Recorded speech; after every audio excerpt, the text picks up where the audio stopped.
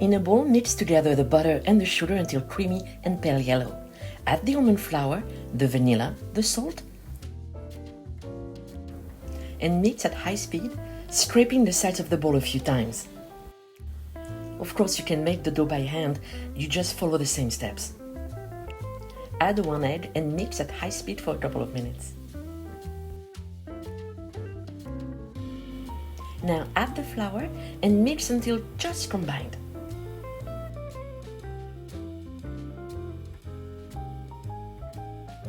Now gather the dough into a bowl onto a plastic wrap.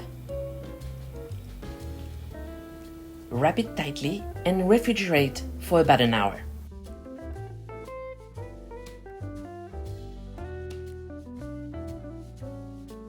In a pot, combine sugar and water, vanilla and lemon juice, and the peeled pears.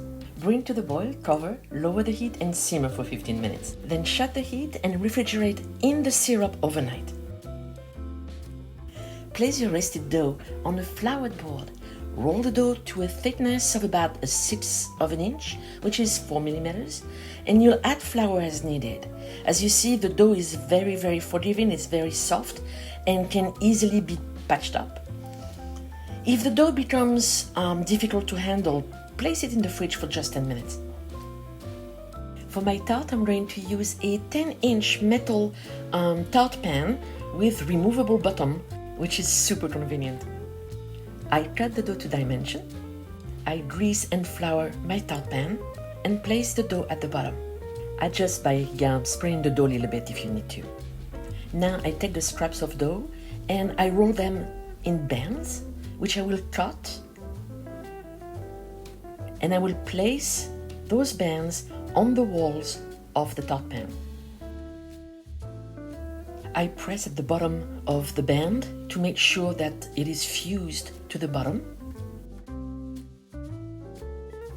By the way, if you have leftover dough, it makes beautiful cookies. I'm making sure that the dough is well pressed against the wall of the pan.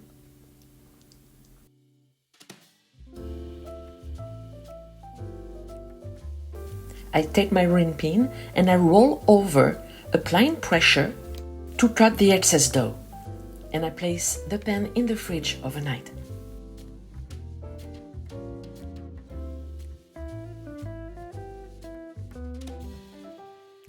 The next day, I preheat my oven at 300 Fahrenheit and I bake for 25 minutes if possible on convection.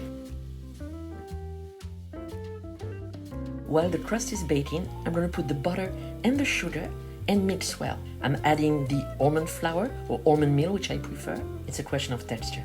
And again, mixing well. I'm adding now a large egg and mix well as well. I'm going to put some rum, that's optional, some vanilla, and 3 teaspoons of cornstarch.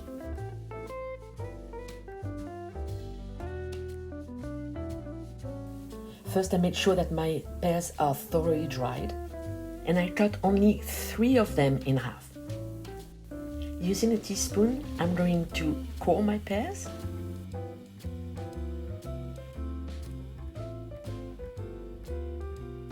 I take my 4th pear and cut at about 1/3 from the top to make a hat. I am pouring the almond cream into the shell. Now I place my pear hat in the center of the tart, and I'm going to fan the pear halves that I have sliced.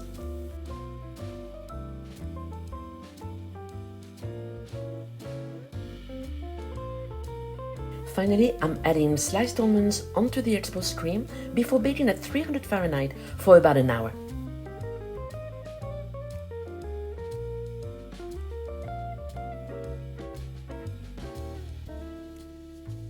My bourdaloue is done. I'm going to add a little piece of gold leaf because I just like shiny things. The pears are glistening. The crust is golden brown as it should be. Now it's your turn. Bon appétit, à bientôt.